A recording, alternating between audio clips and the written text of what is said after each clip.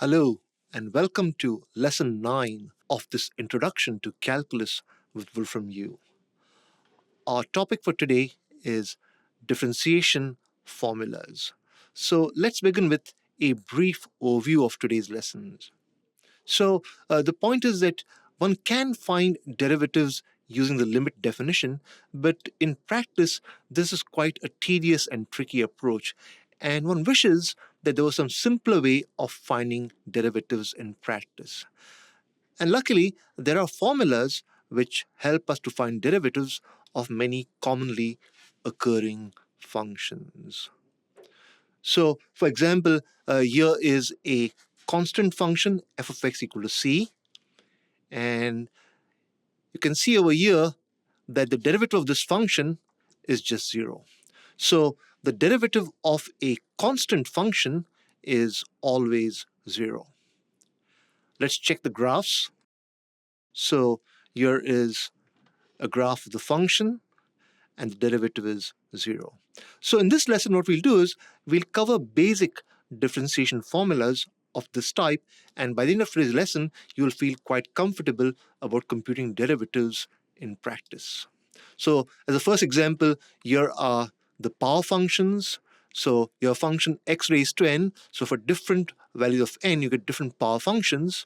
So taking this function and finding its derivative gives you n times x raised to n minus 1. That's a very well-known formula in differential calculus. So for example, if n is 2, then you have a quadratic function, and its derivative is just 2x. So it might be good to memorize that the derivative of x squared is 2x. And let's plot the function and derivative.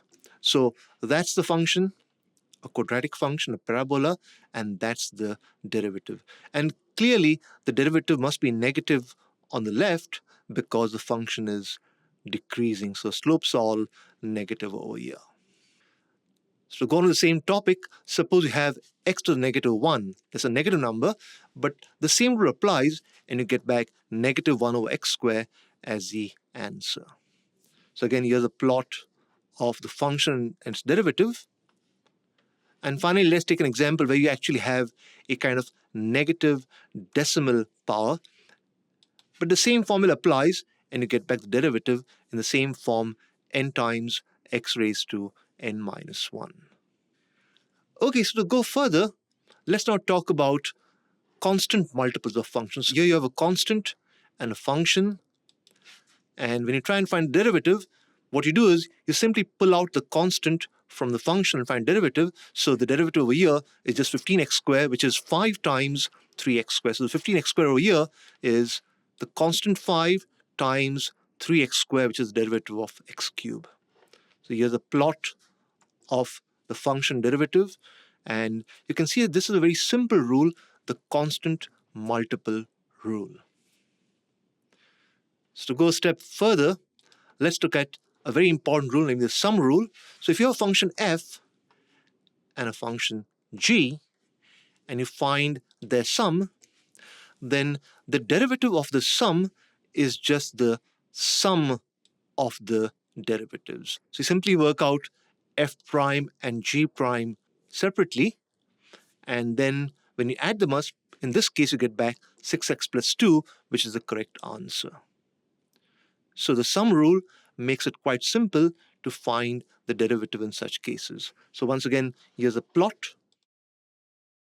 So you have the function f of x, the function g of x, and the derivatives over here are f prime x, g prime x, and the sum has got derivative, which is the sum of those two. Okay, on to the difference rule, which is very simple and similar. So if you've got a function f and a function g, and you define the difference, then the derivative of the difference is the difference of the derivatives. Namely, you work out f prime x, work out g prime x, and then you subtract them, and you get back the answer for the difference derivative. Here's a plot of all the derivatives. So once again, you see that if you have a difference, then the derivative is really simple to compute. So sums are simple, differences are simple. Question is, what happens to products? Well, if you have a function f of x, another function g of x, and you multiply them to get the product, you might think that the derivative of the product is the product of the derivatives, but that is not the case. In fact, if you work it out over here, you get square root of x in one case, and you get quite a different answer in the other. And it turns out that in this case, the correct formula is you do f times g prime plus g times f prime, and then you do get back the correct answer for the derivative of the product. Once again, here's a plot of all three derivatives to give you a feel for what's happening over here. But notice that now things are no longer simple. You actually do need to memorize a rule which says that the derivative of the product of f and g is f times the derivative of g plus g times the derivative of f. And as that is not complicated enough, let's look at the quotient rule. So if you have f and g and you take their quotient, so you divide them, then once again, the derivative of the quotient is not the quotient of the derivatives. You can check that over here. If you do f prime or g prime, you get one answer. If you find a derivative directly for the quotient, you get another answer. And the fact is that the quotient rule for derivatives is a lot harder. It says that the derivative is g times f prime minus f times g prime over g square. So in this case, the rule gives you the correct answer, namely negative 3 over 2x cubed. Once again, you can plot all the derivatives, and you learn that the quotient rule is significantly more complicated than the earlier rules, but in fact, it does give you the correct answer in all cases. So we've learned the sum rule, the difference rule, the product rule, and the quotient rule, and in fact, that brings us to the end of today's lesson. So the point is that yes, derivatives are useful, but it is only when you have the rules for differentiation that you can actually use them effectively in practice. So you do need to know all the rules we learned today. So there are rules for sums, differences, products, and quotients.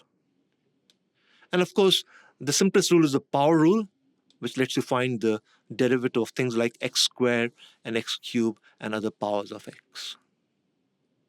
So in the next lesson, we'll go on to doing something more with derivatives, namely talk about the trigonometric functions. But before we do that, do make sure you reviewed today's lesson, try the exercise, and make sure you're ready for the next theme, which is the derivatives of trigonometric functions. So I stop over here. I hope you found this lesson really useful.